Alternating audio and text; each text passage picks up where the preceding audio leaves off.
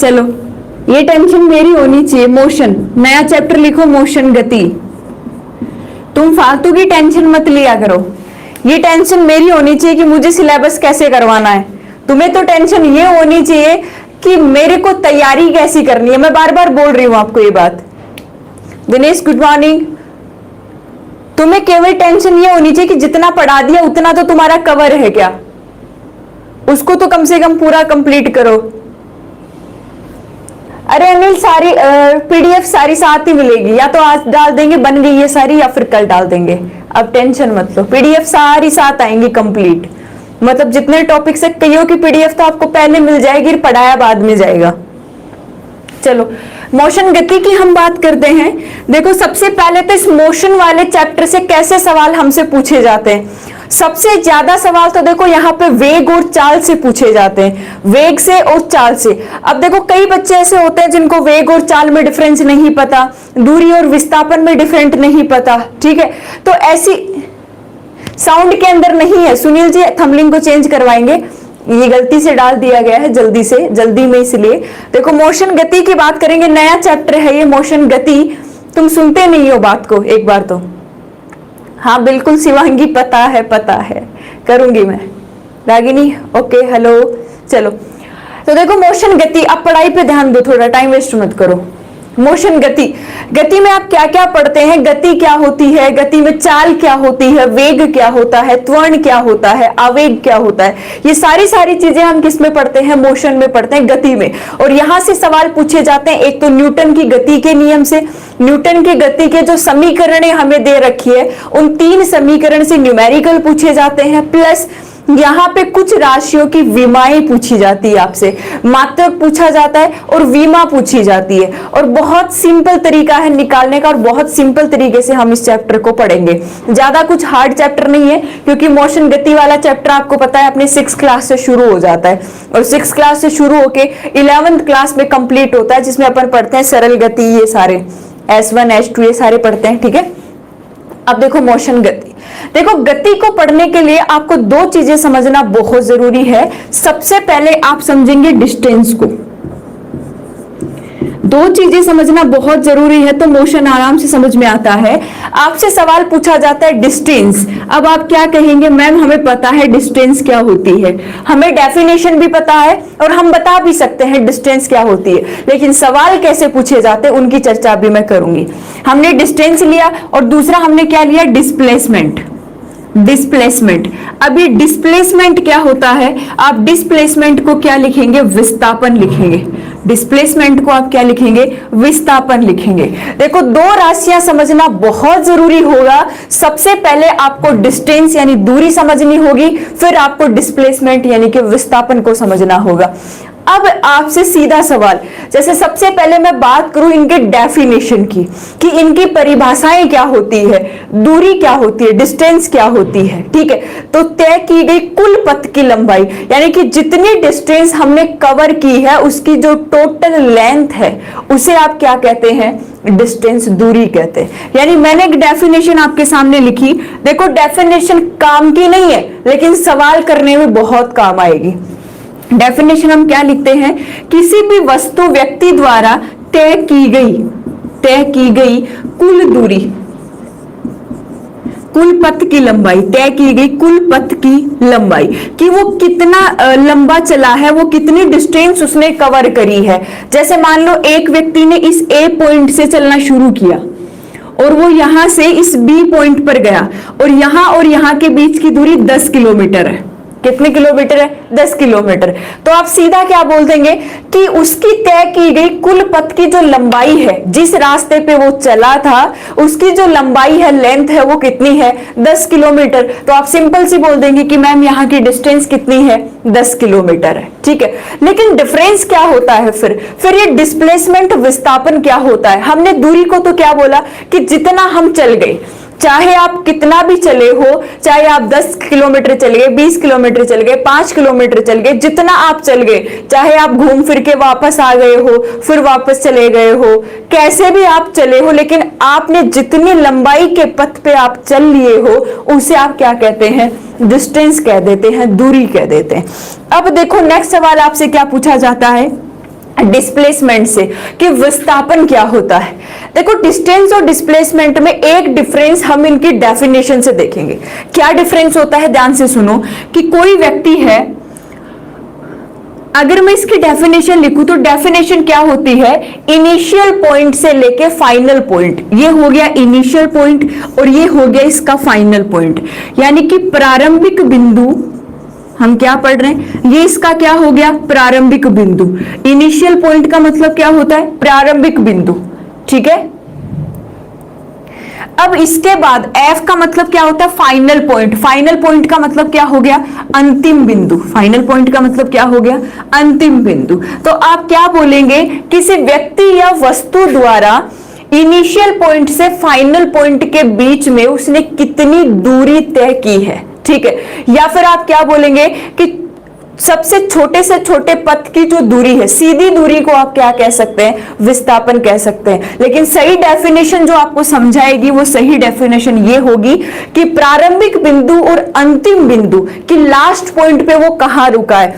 ऐसे नहीं कि आप चलते गए फिर बीच में रुक गए, फिर आप चले फिर बीच में रुक गए, नहीं, आप टोटल चलने के बाद किस पॉइंट पे फाइनली आप रुके हो, उन दोनों के बीच की जो सीधी दूरी होती है उसे आप क्या कहते हैं, डिस्प्लेसमेंट यानी कि विस्थापन कहते हैं। अब आप बोलोगे मैम समझ में नहीं आया, क्या बता रहे हो आप, क्योंकि डेफिनेशन से बहुत कम चीजें हमें समझ में आती है। एक एग्जांपल मैं आपके सामने लेती हूं, एक एग्जांपल देखो, इसके सारे डाउट्स मैं क्लियर कर दूंगी। डिस्टेंस और डिस्प्लेसमेंट आप कभी नहीं भूलोगे।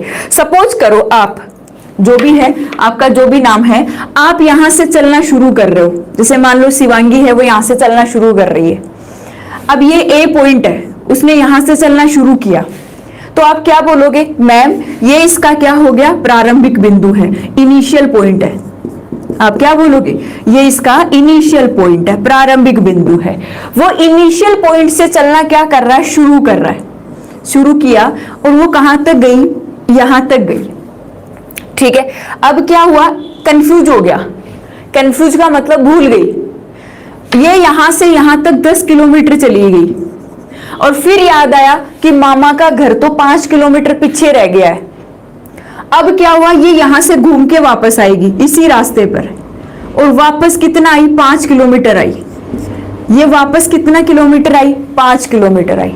लेकिन ये रुकी कहां पे, फाइनली इसको रुकना कहां था, यहां पे। ये इसका क्या हो गया, फाइनल पॉइंट F हो गया। बात समझ रहे हैं, यानी इसने इनिशियल पॉइंट से चलना शुरू किया और ये 10 किलोमीटर चली गई, और उसके बाद याद आया कि भाई मेरे मामा का घर तो 5 किलोमीटर पीछे रह गया, मुझे 5 किलोमीटर वापस जाना पड़ेगा।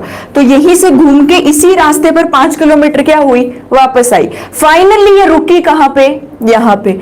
अब देखो यहां पे अगर मैं इसकी कैलकुलेट करूं डिस्टेंस और डिस्प्लेसमेंट यानी दूरी और विस्थापन, सबसे पहले अगर हम इसकी डिस्टेंस को कैलकुलेट करते हैं तो आप क्या कहेंगे, मैम पहले ये 10 किलोमीटर चली, हम क्या बोलते हैं, कुल पथ की लंबाई को क्या कह देते हैं, डिस्टेंस कह देते हैं। पहले 10 किलोमीटर चली और फिर वापस कितना किलोमीटर आई, 5 किलोमीटर। तो मैम इसने कुल दूरी तय की कितनी, 15 किलोमीटर। सिंपल सी बात है, इसने कुल कितनी दूरी तय की है, 15 किलोमीटर दूरी तय की है। लेकिन अगर आप यहां पे इसका डिस्प्लेसमेंट निकालते हैं, अगर आप इसका क्या निकालते हैं, डिस्प्लेसमेंट निकालते हैं, तो वो थोड़ा सा क्या होगा, डिफरेंट होगा।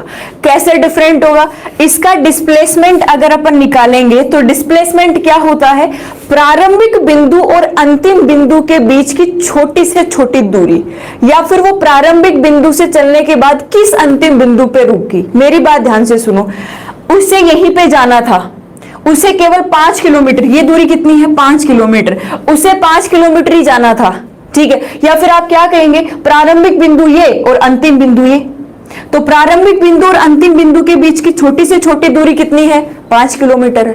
भाई उसको जाना ही नहीं था। विस्थापन तो क्या होता है भाई, आपकी जहां आपको जाना है प्रारंभिक बिंदु से अंतिम बिंदु के बीच की, उसकी छोटी से छोटी लेंथ की बात करो, वो क्या होगा, विस्थापन होगा। अब देखो यहां का विस्थापन आपके पास में कितना निकल के आया, 5 किलोमीटर निकल के आया।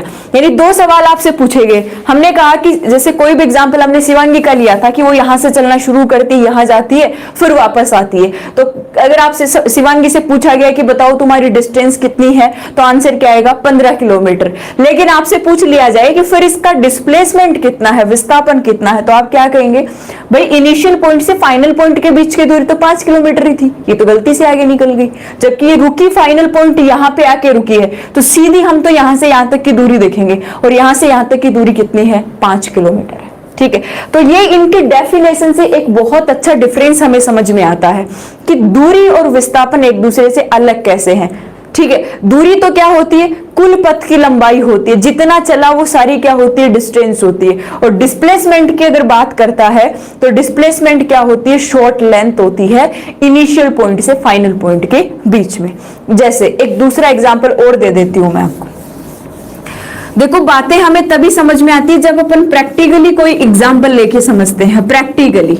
ठीक है, जैसे मान लो, जैसे मैं ऑफलाइन में जैसे मैं एग्जांपल दिया करती थी कि मान लो कि मेरा जहां मैं खड़ी हूं ये मेरा प्रारंभिक बिंदु है, और यहां से यहां तक की दूरी 15 मीटर है।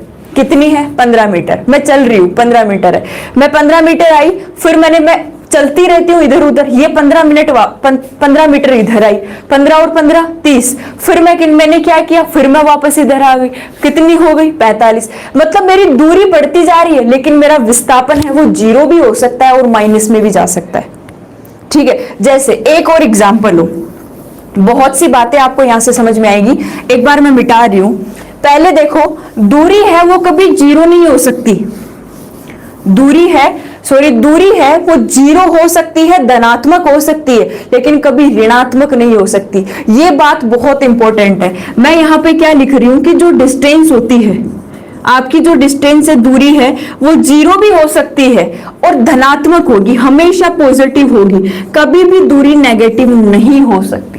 सीधा सवाल पूछ लिया जाता है कि क्या दूरी ऋणात्मक हो सकती है? कभी डिस्टेंस ऋणात्मक नहीं हो सकती। लेकिन अगर मैं डिस्प्लेसमेंट की बात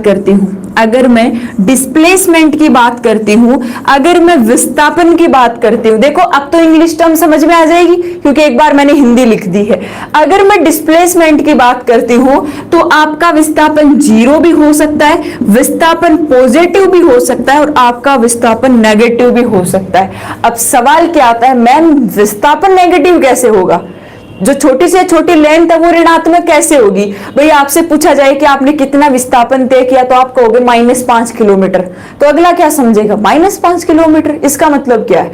लेकिन ये बात सही है, आपका विस्थापन 0। देखो, दूरी कभी भी नेगेटिव नहीं हो सकती, बट आपका जो डिस्प्लेसमेंट है, विस्थापन है, वो 0 भी हो सकता है, पॉजिटिव भी हो सकता है, नेगेटिव भी हो सकता है। कैसे हो सकता है? एक एक एग्जाम्पल से समझो। फॉर एग्जाम्पल, देखो यहां से आपको दूरी और विस्थापन भी समझ में आएगा, और ये भी समझ में आएगा कि 0 कब हो रहा है, पॉजिटिव कब हो रहा है, नेगेटिव कब हो रहा है। देखो, एक व्यक्ति ने यहां से चलना शुरू किया, ठीक है, ये इसका क्या हो गया? आप क्या कहेंगे? मैम ये इनिशियल पॉइंट है, मैंने आई से लिख दिया है। इनिशियल पॉइंट का मतलब प्रारंभिक बिंदु। ये यहां से चलते हुए यहां तक गया, ठीक है। अब इसके और इसके बीच की दूरी है 10 किलोमीटर है, मान लो वो 10 किलोमीटर चला गया। अब होता नहीं है क्या भाई, अपन क्या करते हैं, जैसे मान लो स्कूल जा रहे हैं या कॉलेज जा रहे हैं और अपनी एग्जाम है और परमिशन लेटर घर भूल गए, तो हम कॉलेज तक चले गए, अब परमिशन लेटर ही नहीं है, अब कैसे जाएंगे, एग्जाम कैसे देंगे? भाई एग्जाम देने के लिए तो परमिशन लेटर होना बहुत जरूरी है, विदाउट परमिशन लेटर तो हम एग्जाम दे ही नहीं सकते। तो या तो घर वालों को फोन करेंगे, अब घर वाले ही नहीं है तो अब क्या होगा? भाई घर वाले, घर पे कोई है ही नहीं अपने को परमिशन लेटर देने वाला, तो होगा क्या?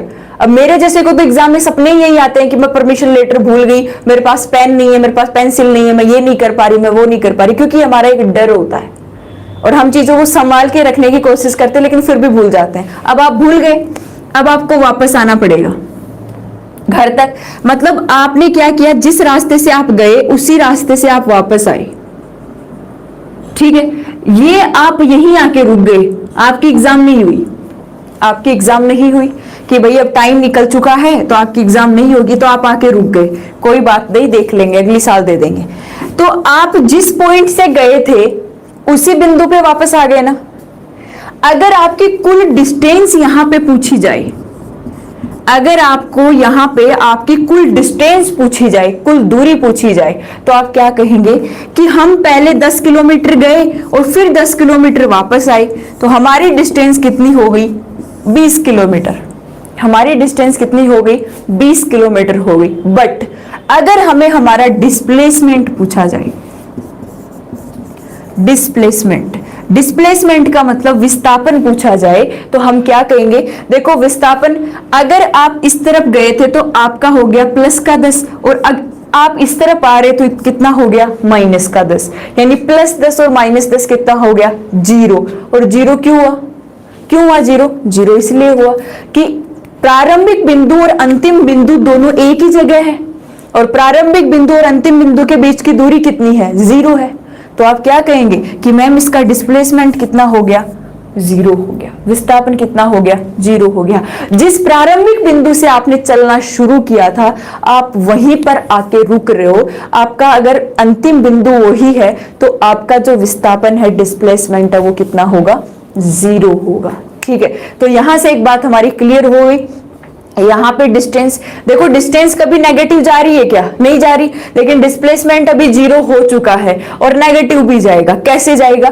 इसके अलावा दूसरा एग्जांपल समझो। दूसरा एग्जांपल क्या होगा आपका? सेकंड एग्जांपल देखो आप,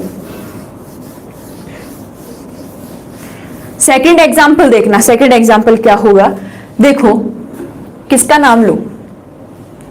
अनीता का ले लेते हैं। अनीता आंसर दे रही है ना। चलो, अनीता ने यहां से चलना शुरू किया, ये इसका इनिशियल पॉइंट आई था। ठीक है, अब कोई जरूरी नहीं मैं अनीता का नाम ले रही हूं तो अनीता ही आंसर देगी। सबको आंसर देना है। देखिए कौन कौन अनीता का अच्छा फ्रेंड है, वो जल्दी आंसर देगा। ठीक है, तो इस पॉइंट से चलना शुरू किया। अब क्या हुआ कि अनीता यहां से यहां गई। मान लो कि कहीं गई है, बुआ जी के घर गई है, क्योंकि लड़कियों के तो ठिकाने यही होता है, मामा के घर, बुआ जी के घर, है ना। बुरा मत मानना, मैं तो मजाक कर रही हूं, आजकल नहीं है, पहले होता था ऐसा। यहां से यहां गई तो ये 20 किलोमीटर गई। अब इसको याद आया कि यार मैंने तो रास्ता ही गलत चेंज कर लिया, गलत ले लिया। मेरे बुआ जी के घर इधर नहीं है, मेरे बुआ जी के घर तो उधर रह गए, 5 किलोमीटर 10 किलोमीटर उधर रह गए। तो अब क्या करेगी भाई? इसी रास्ते से मैं निकलूंगी और फिर से मैं इधर जाऊंगी, तो ये क्या करेगी? फिर यहां से वापस चलना शुरू करेगी। ये लो, इसकी मेहनत बहुत ज्यादा है यहाँ पे। और फिर से ये इधर कितना किलोमीटर गई? 10 किलोमीटर। यानी आप सोच सकते हो ये 20 किलोमीटर और 10-30 किलोमीटर गलत निकल गई थी, रोंग निकल गई थी। अब मेरी बात ध्यान से सुनो। अब इसका ये इनिशियल पॉइंट था, अब की बार इसका फाइनल पॉइंट कितना रह गया? ये रह गया। अब इसको जाना इधर था, ये यहां से निकली, मुड़ी और अपने घर को पार करते हुए यहां से निकल गई। अब देखो, अगर यहां की डिस्टेंस हम लेंगे तो इधर वाला विस्थापन पॉजिटिव में जाएगा और इधर वाला नेगेटिव में जाएगा। अब क्या हुआ? डिस्टेंस अगर आप इसकी निकालेंगे, डिस्टेंस ये आगे निकल गई, इसको पता ही नहीं कि अपना घर यहाँ पे है। सपोज करो ये बुआ जी के घर आई, रुकी नहीं, घर पे कोई काम पड़ गया तो ये घर पे इसको वापस जाना पड़ा, और इसको पता ही नहीं, सो गई बस में, इसका घर निकल गया और ये आगे चली गई, 10 किलोमीटर आगे चली गई घर से भी। अब क्या हुआ कि इसने डिस्टेंस तो कितनी कवर कर ली? पहले ये 20 चली, फिर घर तक वापस 10 आई। अब इसको पता नहीं है, हमें पता है। फिर क्या हुआ? ये 10 आगे निकल गई, तो इसका मतलब इसकी डिस्टेंस कितनी हो गई? 40 किलोमीटर। सॉरी, ये 20 फिर से 20 गई और इसकी डिस्टेंस कितनी हो गई? 50 किलोमीटर। डिस्टेंस कितनी हो गई? 50 किलोमीटर। ठीक है, डिस्टेंस 50 किलोमीटर। 50 किलोमीटर कैसे हुई? 20 तो इधर आई, ठीक है, फिर 20 किलोमीटर वापस गई यहां तक, फिर 20 किलोमीटर वापस गई, तो 20 और 20 40। फिर क्या हुआ? 10 आगे और निकल गई, तो कितनी चली गई? 50। अब अगर इसको पूछा जाए कि बताओ तुम्हारा डिस्प्लेसमेंट कितना है, तुम तो तुम्हारे टारगेट से ही आगे निकल गई थी, तुम्हें तो घर जाना था, तो ये इसका इनिशियल पॉइंट था और ये इसका क्या था? फाइनल पॉइंट था। मतलब ये 10 किलोमीटर आगे निकल गई, मतलब ये कितना चली गई? माइनस का 10 किलोमीटर चली गई। इसको जाना ही नहीं था, लेकिन फिर भी ये माइनस का 10 किलोमीटर चली गई। तो अब कोई अनीता से पूछे कि बताओ तुम्हारा विस्थापन कितना है, तो क्या कहेगी, -10 किलोमीटर। मतलब ये रोंग डायरेक्शन में चली गई थी, गलत दिशा में ये चली गई, और इसने गलत दिशा में क्या की, दूरी तय की। तो अब इसका विस्थापन कितना आया, माइनस का 10 किलोमीटर आया, लेकिन इसकी डिस्टेंस कितनी आई, 50 किलोमीटर आई। ठीक है, अब मुझे बात बताओ, ये बात समझ में आई आपको? कभी कंफ्यूज होगे? देखो ये बात आपको समझ में आ गई होगी कि हमारा विस्थापन पॉजिटिव भी है, विस्थापन 0 भी हो सकता है और विस्थापन नेगेटिव भी हो सकता है, लेकिन दूरी या तो 0 होगी, या तो आप चले ही नहीं हो, या फिर आपकी दूरी, अगर आप चल गए तो दूरी कैसी होगी, पॉजिटिव होगी। दूरी कभी नेगेटिव नहीं हो सकती। ये बात आप लोगों को समझ में आई? बताओ जल्दी से, आ गई सबको? ज्यादा हार्ड कुछ है नहीं।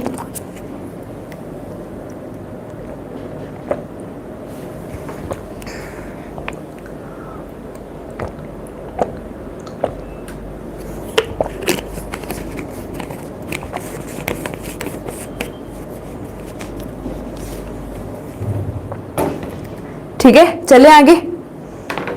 चलो, तो ये बात आपको समझ में आ गई। अब क्या करते हैं अपन, थोड़ा सा घूम भी लेते हैं। घूमने का मतलब क्या है? एग्जाम्पल से आपको समझ में आ गई। अब चलो, किसको घुमाते हैं?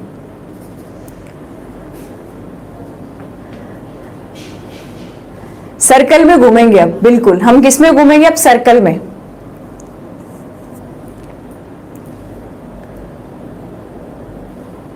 अनिल भाई को चल अनिल का ले लेते हैं। अनिल को क्या है कि स्टंट दिखाने का बहुत शौक है। अब हम किसकी बात करेंगे, थोड़ा वृत्तीय गति में, यानी कि अपन सर्कल में बात करेंगे। सर्कल के अंदर हम डिस्टेंस और डिस्प्लेसमेंट को कैसे कैलकुलेट करते हैं। तो अपन अनिल का नाम ले लेते हैं। अनिल को स्टंट दिखाने का बहुत शौक है, यानी ये करता क्या है कि बाइक को यूं सर्कल में घुमाता है। स्टंट तो देखे होंगे आपने, तो इस तरीके से करता है। अब देखो वृत्तीय गति में अब ये कर तो रहा था ऐसी हरकतें, अब इससे पूछ लिया गया कि बता तूने इतने स्टंट मारे और इतने सर्कल लगाए, तो बता तेरी दूरी और डिस्प्लेसमेंट कितना है। अब आप में से देखिए कोई बता सकता है। हुआ क्या, देखो ये एक सर्कल था, एक वृत्त था। अनिल ने क्या किया, यहां से शुरू किया, यहां से, यानी ये इसका इनिशियल पॉइंट आई था। ठीक है, यहां से यहां तक की इसकी त्रिज्या, इस सर्कल की त्रिज्या कितनी थी, r थी। सर्कल की त्रिज्या कितनी थी, r थी। अब इसने क्या किया, यहां से चलना शुरू किया, मतलब स्टंट मारना था, और स्टंट मारना पूरा था, और ये सक्सेस हो गया। इसने पूरा मारा, पूरा का पूरा सर्कल बनाया, धूल उड़ाई, अच्छे से धूल उड़ाई। अब पूछा गया इससे कि तूने पूरा क्या किया, एक सर्कल कवर किया, तो मुझे ये बता कि फिर तूने डिस्टेंस कितनी कवर की होगी, यानी यहाँ की तेरी डिस्टेंस कितनी थी और यहाँ का तेरा डिस्प्लेसमेंट कितना था। ठीक है, अगर इसने सही से स्टंट मारा है तो ये आंसर दे देगा। अब आंसर क्या होगा इसका, कि इसकी डिस्टेंस कितनी है, इसने कितनी दूरी तय की है इस सर्कल में। आपको कुछ दे नहीं रखा है यहाँ पे, 5-10 किलोमीटर कुछ भी नहीं दे रखा, आपको सीधा आंसर बताना है। कोई बता सकता है तो जल्दी से बताओ।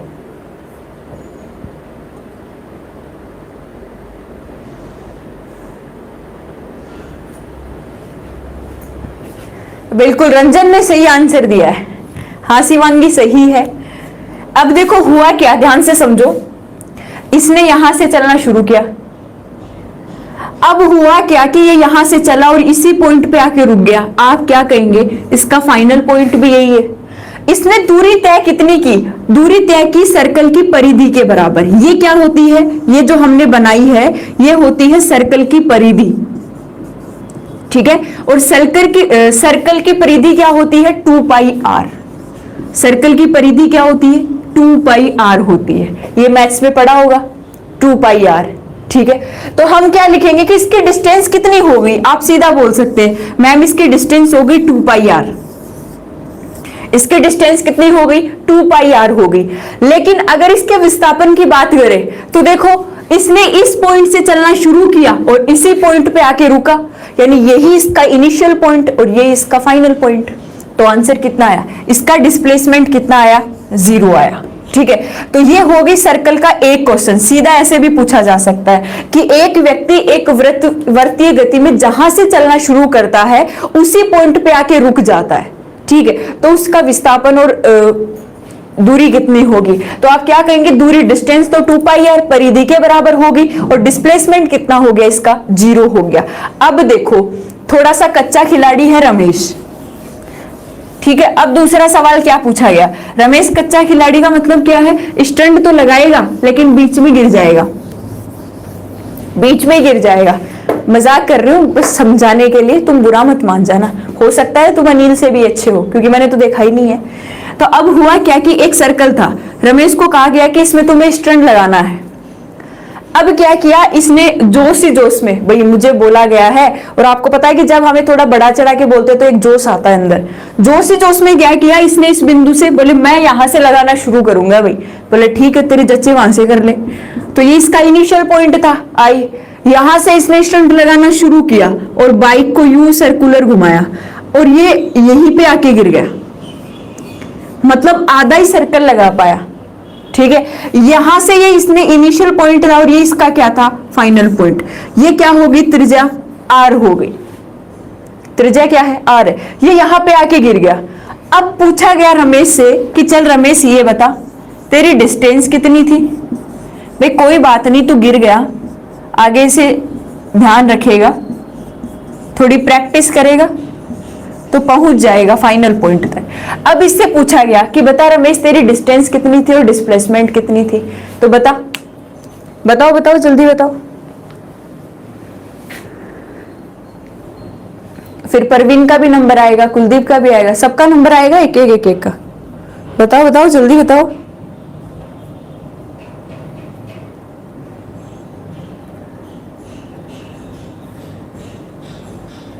हाँ शायद ये हो गया होगा, कुलदीप राजक ने सही कहा, पेट्रोल खत्म हो गया होगा, नहीं तो रमेश पूरा लगाता। सही बात है कुलदीप तुम्हारी। पाई आर प्लस 2r। देखो अगर आप इसकी डिस्टेंस निकालोगे ना तो डिस्टेंस कैसे निकलेगी? आप क्या बोलोगे कि मैम ये यहां से यहां तक आया, यानी इसने आधा सर्कल पूरा किया। अगर ये पूरा सर्कल जाता तो ये 2 पाई आर दूरी तय करता, लेकिन इसने कितना सर्कल किया? आधा। तो आप 2 पाई आर का कितना कर दो? आधा कर दो। 2 पाई आर का आधा कितना हो गया? पाई आर। 2 पाई आर का आधा कितना हो गया? पाई आर। यानी कि इसने कितनी डिस्टेंस कवर की है? पाई आर डिस्टेंस कवर की है। पाई आर डिस्टेंस क्यों कवर की? क्योंकि अगर इसकी बाइक का पेट्रोल पूरा होता तो ये फाइनल पॉइंट तक पहुंचता। ये रुक क्यों गया? भाई इसमें इसकी कोई गलती नहीं है, इसको सब कुछ आता है, बस ये पेट्रोल खत्म हो गया था, थोड़ी सी ये कमी रह गई, तो ये यहाँ पे रुक गया, गिर गया, मान लो रुक गया। तो हुआ क्या कि ये अगर यहां से यहां तक जाता तो 2 पाई आर, अगर ये आधी दूरी पे रुक गया तो इसने कितनी डिस्टेंस कवर की है? पाई आर डिस्टेंस कवर की। अब क्या हुआ, अगर इसका डिस्प्लेसमेंट निकाले, विस्थापन निकाले, तो रमेश को ये पूछा गया कि भाई तुझे अगर यही जाना था तो तू इतना घूम के क्यों आया? तू सीधा भी आ सकता था, ऐसे आ सकता था, नहीं आ सकता था? आ सकता था ना। फिर रमेश ने क्या कहा, बोले नहीं यार मेरे को थोड़ी सी हवा लेनी थी, दिखाना था इधर उधर। भाई हम कई बार क्या करते हैं, सीधी रोड पड़ी होती है उस पर ना जाके हम गलियों से निकल के जाते हैं। मान लो बुलेट है, आज किसी ने बुलेट ली है तो वो उसको सीधी रोड पे नहीं लेके जाएगा, सीधा रास्ता उसमें नहीं लेके जाएगा, उसको यूं गलियों गलियों के अंदर यूं निकालता लहराता हुआ लेके जाएगा, पता तो चले सबको कि बुलेट है इसके पास, ठीक है। तो ऐसा होगा। अब ये सीधा भी जा सकता था, अगर सीधा जाता तो देखो आपको पता है ये सीधा क्या होता है? व्यास होता है, ठीक है। और व्यास क्या होता है आपका? त्रिज्या का दुगुना। यानी ये दूरी, ये आर है तो ये दूरी भी कितनी है? आर। और यहां से यहां तक की ये दूरी भी कितनी है? आर। ये दूरी कितनी है? आर। आपको बताइए ये तो, ठीक है। तो हम क्या कहेंगे? R plus R. इसका डिस्प्लेसमेंट आर प्लस आर कितना हो गया? 2r हो गया। इसका डिस्प्लेसमेंट आर प्लस आर कितना हो गया? 2r हो गया। इतनी बात क्लियर है? समझ में आ गया होगा, नहीं भूलोगे अब तो।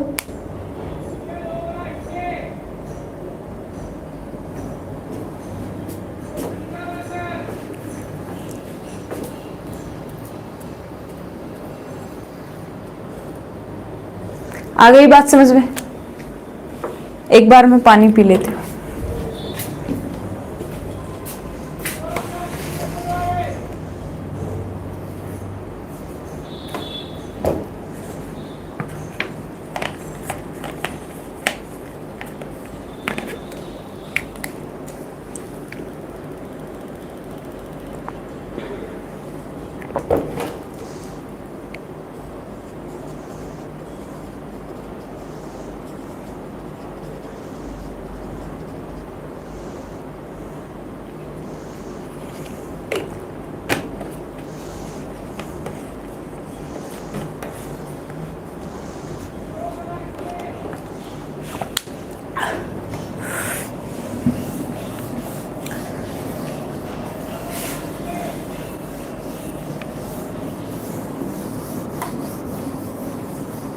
अब चलो, आपके लिए एक सवाल है होमवर्क में।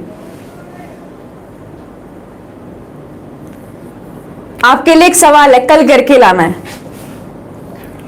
किसका नाम ले? जैसे कुलदीप का ही ले लेते हैं, नहीं अविनाश का ले लेते हैं। सर्कुलर मोशन वैसे अपन कल पढ़ेंगे परवीन, अविनाश कल पढ़ेंगे, लेकिन एक बार तो बस ये बेसिक बातें, हम डिस्टेंस और डिस्प्लेसमेंट को ही समझ रहे हैं केवल। वृत्तीय गति को हम पूरा आगे पढ़ेंगे, अभी आगे आएगी, लेकिन अभी तो केवल हम डिस्टेंस और डिस्प्लेसमेंट को समझने की कोशिश कर रहे हैं। ठीक है, चलो ये एक सवाल आपको कल करके लाना है।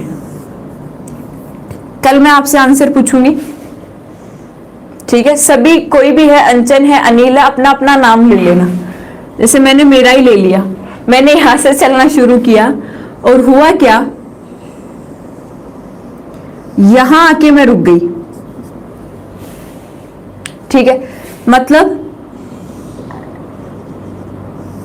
इस एंगल पे देखो, यहां से चलना शुरू किया, ये इनिशियल पॉइंट था और ये क्या था, फाइनल पॉइंट एफ था। ठीक है, अब हुआ क्या, मैंने यहां से चलना शुरू किया और रमेश योगी से भी कमजोरी निकले, यहीं आके रुक गए। रमेश योगी तो फिर भी यहां पहुंचा था, आधा तो पूरा किया था, हम तो यहीं रुक गए फाइनल पॉइंट पे, जो और अपन लोग जितने भी बच गए हैं हम यहां रुक गए। अब देखो, अपनी दूरी तो ऐसे निकलेगी और ये अपना विस्थापन निकलेगा, तो मैं तुम्हारी हेल्प कर देती हूँ। यहाँ पे जो ये डिग्री बनता है, ये 90 डिग्री बनता है। यहां रुकते तो हम 90 डिग्री पे रुकते, लेकिन हम रुके यहाँ पे है, तो मान लो कि आपका ये एंगल है 120 डिग्री का, क्योंकि 120 का ही होगा। यहां आते तो 180 का हो जाएगा, यहां आते तो फिर कितना हो जाएगा, 180 का, 90 और 90 180 का। हम कितने एंगल पे रुके, 120 डिग्री के एंगल पे। ठीक है, इस एंगल पे आपका डिस्टेंस और डिस्प्लेसमेंट आपको कैलकुलेट करनी है।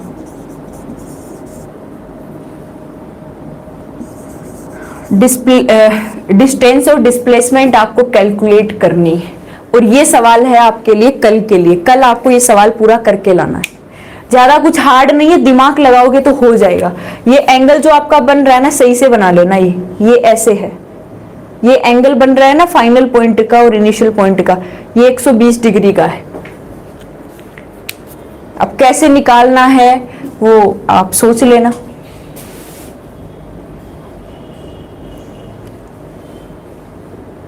ये 90 डिग्री पे भी रुक सकता था, 90 डिग्री पे भी, लेकिन मैंने 120 का पूछा है। अगर आप 120 का निकाल दोगे तो 90 का भी निकल जाएगा, 45 का भी निकल जाएगा, 60 का भी निकल जाएगा, 180 का तो निकल ही जाएगा, 360 का वैसे निकल जाएगा।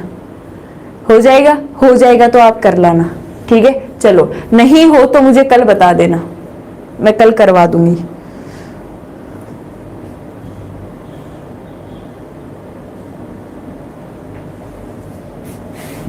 कोई आंसर नहीं बताएगा अभी, फिर तो चीटिंग कर लेंगे सब।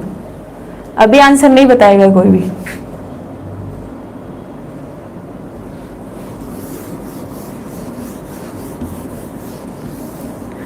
ये आपकी डिस्टेंस और डिस्प्लेसमेंट की बात हुई। अब देखो सेकंड बात क्या आती है कि कुछ राशियां तो कैसी होती है, वेक्टर। वेक्टर का मतलब आप क्या लिखेंगे, सदिश। और कुछ राशियां कैसी होती है, स्केलर। स्केलर का मतलब आप क्या बोलेंगे, अदिश। कुछ राशियां कैसी होती है, स्केलर, अदिश।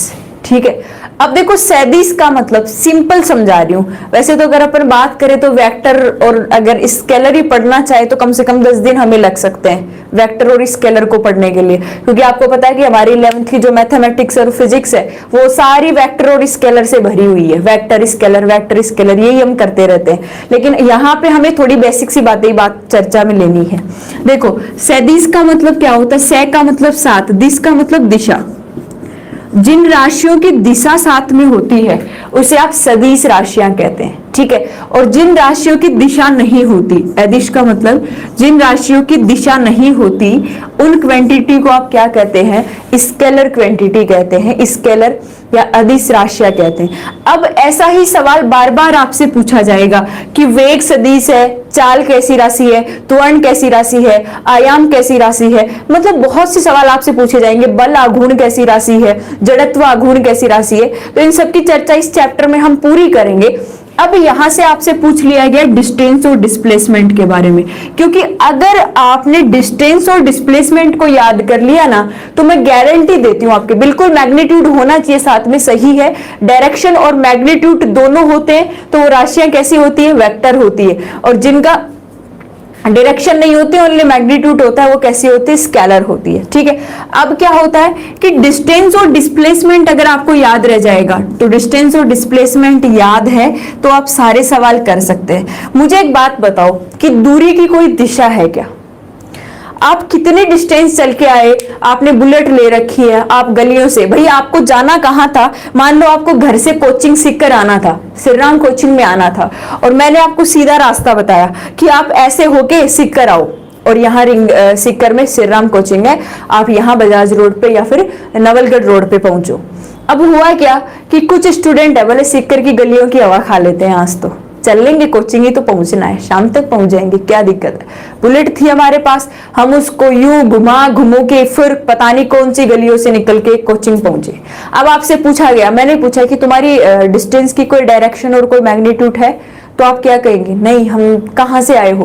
वो मैम हम ऐसे गलियों से ऐसे ऐसे करके ऐसे ऐसे निकल के आए हैं, हम रास्ता भूल गए थे, हम वो हो गया था, चाहे हुआ ही नहीं हो।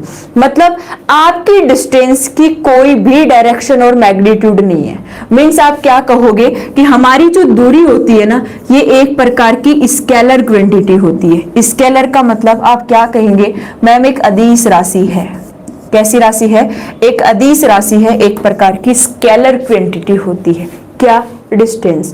क्योंकि दूरी अगर आप तय कर रहे हो तो आप कितना जा रहे हो, कितना आ रहे हो।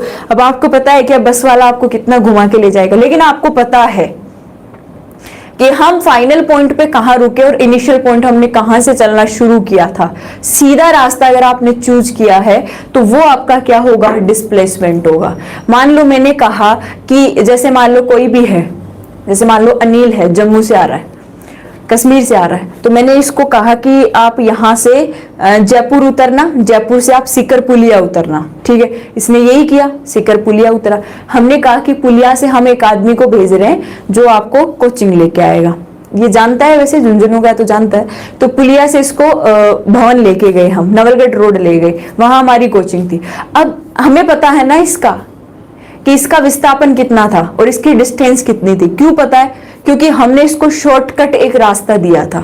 तो इसका मतलब क्या हुआ कि विस्थापन है, इसकी एक दिशा होती है और मैग्नीट्यूड भी होता है। तो विस्थापन एक ऐसी क्वांटिटी है, एक वेक्टर क्वांटिटी है, यानी एक ऐसी राशि है, सदिश राशि है जिसकी डायरेक्शन तो है ही है, डायरेक्शन के साथ साथ इसका मैग्नीट्यूड भी है, ठीक है। दिशा के साथ साथ इसका क्या है, मैग्नीट्यूड भी है, ठीक है। ये हमारी डिस्टेंस और डिस्प्लेसमेंट कंप्लीट होते हैं कि दूरी और विस्थापन को आप कैसे समझेंगे। सवाल पूछे जा रहे हैं तो कोई राशि को आप कैसे इनसे कनेक्ट करेंगे और कैसे आपको आंसर देना है, ठीक है। अब आगे देखो, क्लियर है ना? इतना आप निकाल लोगे कि डिस्टेंस क्या है, एक स्केलर क्वांटिटी है, एक अदिश राशि है, बट कि जो डिस्प्लेसमेंट होता है ये एक प्रकार की वेक्टर क्वांटिटी होती है, एक प्रकार की अदिश राशि होती है। चलो मुझे जल्दी से बताओ कि ये बात आप लोगों को समझ में आई कि नहीं आई, फिर मैं आगे चलती हूँ। ये सारी बातें जो मैंने बताई, आपको घुमाया मैंने, आज देखो आपको कहाँ कहाँ घुमा दिया है फ्री में ही।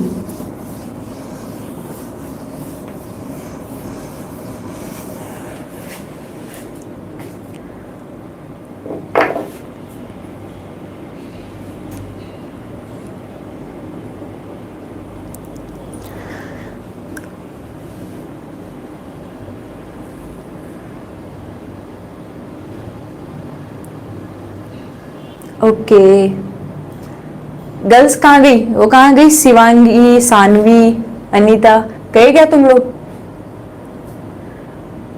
खाना वाना बनाने लग गई होंगी, गर्ल्स के तो कई काम होते हैं। चलो अब हम डिफरेंस लिखते हैं चाल और वेग में। चाल और वेग में क्या डिफरेंस होता है? चलो एक तरफ आप लिखो चाल, स्पीड, और एक तरफ आप लिखो वेग, वेलोसिटी।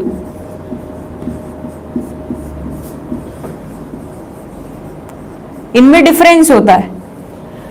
चाल और वेग एक दूसरे से कैसे अलग अलग है? अब देखो, चाल और वेग का मात्रक भी, भाई आज तक आपने ऐसा देखा होगा है क्या कि मैथ्स पढ़ाई जाती है आपको, जैसे मैं भी पढ़ाती हूँ मैथ्स, आपको जब मैथ्स पढ़ाई जाती है तो आपको क्या बोला जाता है कि एक व्यक्ति इतनी चाल से चलना शुरू किया, या फिर जैसे नाव वाले क्वेश्चन आपको करवाए जा रहे हैं कि एक नाव है, वो नाविक इतनी चाल से ये चल रही है और इतनी चाल से वापस आ रही है, प्रतिकूल चाल अनुकूल चाल आपने पढ़ी होगी, इतनी चाल से गया, प्रतिकूल चाल इतनी थी, तो बताओ उसकी एवरेज औसत चाल कितनी थी? कभी ऐसे कहा है क्या कि एक व्यक्ति है और उसका वेग इतना, वो इतनी वेग से चलना शुरू करता है और इतने वेग से वापस आता है, तो उसका औसत वेग बताओ? नहीं ना। क्यों?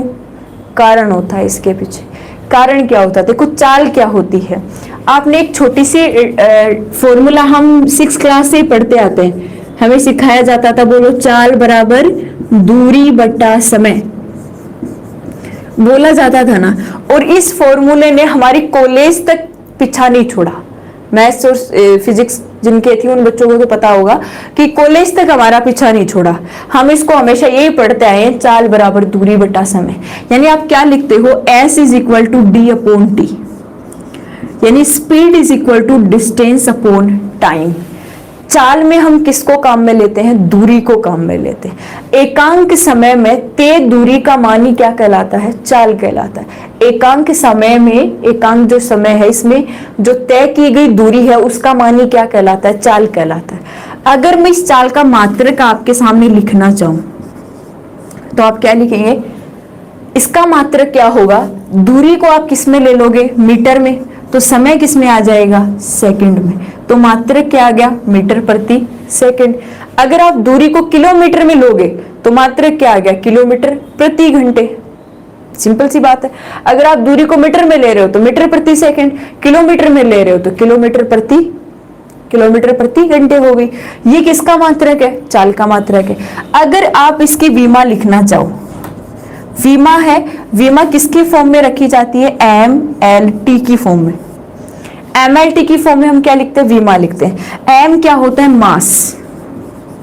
मास का मतलब द्रव्यमान, ठीक है। L क्या होती है? लेंथ, और लेंथ का मतलब या तो मीटर में आएगी, मास देखो द्रव्यमान किस में आएगा? केजी में या फिर ग्राम में, ठीक है। लेंथ या तो मीटर में आएगी या फिर किलोमीटर में आएगी या फिर किस में आएगी? सेंटीमीटर में आएगी। टी क्या होता है? समय, टाइम। आपको पता है कि टाइम किस किस में आ सकता है? या तो सेकंड में होगा, या मिनट में होगा, या फिर हार यानी कि घंटे में होगा। अब अगर अपन इसकी विमा लिखनी चाहिए, मुझे बताओ कि कहीं आपको किलोग्राम ग्राम दिख रहा है क्या? नहीं दिख रहा। मतलब आपने m की पावर कितनी लिख दी? 0। क्यों लिखी? इसीलिए लिखी भाई कहीं मास हमें किलोग्राम ग्राम तो इसके मात्रक में दिख ही नहीं रहा, हम मात्रक से क्या लिखते हैं? विमा लिखते हैं। L का मतलब लेंथ, लंबाई में मीटर किलोमीटर सेंटीमीटर आपको दिख रहा है? दिख रहा है। मीटर, और मीटर कितनी है? 1 है। तो आपने L की पावर कितनी लगा दी? 1। अब आपको समय लिखना है, समय आपको दे रखा है सेकंड में, लेकिन समय नीचे दे रखा है, और समय जब ऊपर जाएगा तो किस में आ जाएगा? माइनस में। यानी आप t की पावर कितनी लिखेंगे? माइनस की 1 लिखेंगे। तो सिंपल अगर अपन बात करें तो इसकी विमा क्या होगी? L1t minus 1। आई कि नहीं आई? अगर अपन चाल की विमा लिखे तो चाल की विमा क्या होगी? L1t minus 1। क्यों हो गई? मास यहाँ किलोग्राम ग्राम की बात ही नहीं कर रहे थे, वो तो 0 थी। लंबाई को हमने लिख लिया, मीटर में थी तो 1 हो गई, समय सेकंड में था तो नीचे था तो ऊपर गया तो किस में आ गया? माइनस में। टी किस में आ गया? माइनस में आ गया। अब मुझे एक बात बताओ कि ये चाल कैसी राशि है? सदिश है कि एदिश है? चाल कैसी राशि है। भाई मुझे एक बात बताओ कि देखो समय की तो कोई दिशा ही नहीं होती। भाई समय को आप एक क्वांटिटी मान सकते हो क्या? आज तक कभी आपने सुना है कि आप 3 घंटे अगर आप लगा के आए हो तो आप वेक्टर समय से गए थे, और अगर आप 5 घंटे लगा के आए हो तो आप स्केलर से गए थे? नहीं होता ना। समय को हम वेक्टर और स्केलर में डिवाइड कर ही नहीं सकते। तो समय को तो छोड़ो, हम किसकी बात करते हैं? चाल किससे निकली? दूरी से। दूरी कैसी राशि थी? अदिश। दूरी खुद कैसी राशि है? स्केलर थी, अदिश थी। तो सिंपल सी बात है, समय को छोड़ो, अगर दूरी अदिश राशि है तो दूरी से जो राशि बनेगी वो चाल बनेगी, तो चाल भी कैसी राशि होगी? अदिश होगी। तो आप यहां लिख सकते हैं चाल एक कैसी राशि है? स्केलर क्वांटिटी है, एक अदिश राशि है। तभी मैंने कहा था कि अगर आपको दूरी और विस्थापन याद रहेगा ना तो आप कोई भी क्वेश्चन को सोल्व कर सकते हो। अब देखो हमने सोल्व कर लिया, दूरी कैसी राशि थी? अदिश। समय को तो छोड़ दिया, दूरी कैसी राशि थी? अदिश। तो चाल भी कैसी राशि हो गई? अदिश हो गई। अब देखो हम वेग की बात करते हैं। आपने एक फॉर्मूला लिखा होगा, वेग बराबर क्या होता है? विस्थापन बटा समय, पढ़ा होगा सबने। वेग बराबर डिस्प्लेसमेंट अपॉन टाइम, यानी हम इसको क्या लिखते हैं? विस्थापन अपॉन समय से लिख लेते हैं। अब अगर मैं सेम ऐसे ही इसका मात्रक निकालना चाहूं, देखो डिफरेंस हो गया है। चाल में आप दूरी को काम में लेते हो, जबकि वेग में आप किसको काम में लेते हो? विस्थापन को काम में लेते हो। और आपको पता है एक ही समय पर आपकी दूरी और विस्थापन क्या क्या हो सकता है? अलग हो सकता है। तो अगर आपका दूरी और विस्थापन अलग अलग है तो एक ही समय पर आपका चाल और वेग भी क्या हो सकता है? अलग अलग हो सकता है। ध्यान रखना इस चीज का। तो पहले क्वेश्चन को अच्छे से पढ़ना कि चाल की बात की जा रही है कि वेग की बात की जा रही है। चाल की बात की जा रही है तो हम दूरी को काम में ले, और वेग की बात की जा रही है तो हम किसको काम में ले? विस्थापन को काम में ले। अब क्या हुआ, अगर आप इसका मात्रक निकालोगे, मुझे बताओ कि विस्थापन भी है तो एक प्रकार की डिस्टेंस ही ना, दूरी ना। आप विस्थापन को भी किसमें लोगे? मीटर में। और समय को किसमें लोगे? सेकंड में। मात्रक दोनों का सेम है कि नहीं है? मीटर प्रति सेकंड। मात्रक क्या हो गया? मीटर प्रति सेकंड हो गया। अब मेरी बात ध्यान से सुनो, मात्रक के बाद अगर आप इसकी विमा लिखना चाहते हैं, आप इसकी क्या लिखेंगे? विमा लिखेंगे। अब विमा कैसे लिखी जाएगी? भाई सिंपल सी बात है, सेम वही विमा इसकी हो जाएगी। m की पावर तो 0 है क्योंकि मास तो है ही नहीं। लंबाई कितनी है? 1 मीटर, तो L1 हो गया। समय सेकंड है, नीचे है तो -1 हो गया। यानी एक बात समझ में आ रही है, मात्रक भी समान है, विमा भी समान है, केवल यहाँ पे आपने किसको काम में लिया है? विस्थापन को काम में लिया है। और अगर आपने विस्थापन को काम में ले लिया तो वेग एक कैसी राशि हो गई? सदिश राशि हो गई। एक कैसी क्वांटिटी है? वेक्टर क्वांटिटी, क्योंकि समय को तो हम क्वांटिटी में शामिल ही नहीं करते। तो रह गया क्या? विस्थापन, डिस्प्लेसमेंट। और अगर विस्थापन सदिश है तो वेग भी क्या होगा? सदिश होगा। और चाल में अगर दूरी अदिश है तो चाल भी कैसी होगी? अदिश होगी। मुझे बताओ कि ये डिफरेंस आपको समझ में आया क्या? कि चाल, देखो कई बार क्या होता है आपसे, बिल्कुल कुलदीप, कई बार क्या होता है कि एग्जामिनर बहुत स्मार्ट होता है, ठीक है, और वो आपसे डिस्टेंस देता है, डिस्प्लेसमेंट नहीं देता, और फिर आपसे वेग पूछ रहा होता है। तो एक बार क्वेश्चन को अच्छे से समझ लेना, एक बार क्वेश्चन को देख लेना कि चाल दे रखी है तो चाल देते ही मात्रक समान हो सकता है, विमा समान हो सकती है, लेकिन चाल में हम दूरी को काम में लेंगे और वेग में हम किसको काम में लेंगे? विस्थापन को काम में लेंगे। तो विस्थापन की वजह से मात्रक और विमा तो समान होगी, लेकिन वेग एक सदिश राशि होगी, और दोनों के आंसर भी अलग अलग आएंगे। क्योंकि आपको पता है एक ही समय पर एक व्यक्ति ने यहां से चलना शुरू किया, यहां से यहां तक गया, यहां से वापस आ गया, ये दूरी 10 मीटर थी। तो आप क्या करेंगे? अगर आपको यहां से वेग पूछता है, समय दे रखा है, जैसे मान लो ये 10 किलोमीटर है, समय दे रखा है 2 घंटे। अगर आपसे चाल पूछेगा तो चाल के लिए आप दूरी निकालोगे, पहले 10 किलोमीटर गया, 5 किलोमीटर वापस आया, दूरी 5 थी और समय कितना हो गया? 2 घंटे। ये इसका क्या आ गई? चाल आ गई। अगर आपको इसका वेग पूछेगा तो वेग के लिए आपको विस्थापन कहाँ में लेना पड़ेगा, और आपका यहाँ का विस्थापन कितना है? 5। तो आप आंसर क्या लिखोगे? 5/2, यानी कि 2.5 किलोमीटर प्रति घंटे। मुझे बताओ दोनों का आंसर अलग आएगा कि नहीं आएगा?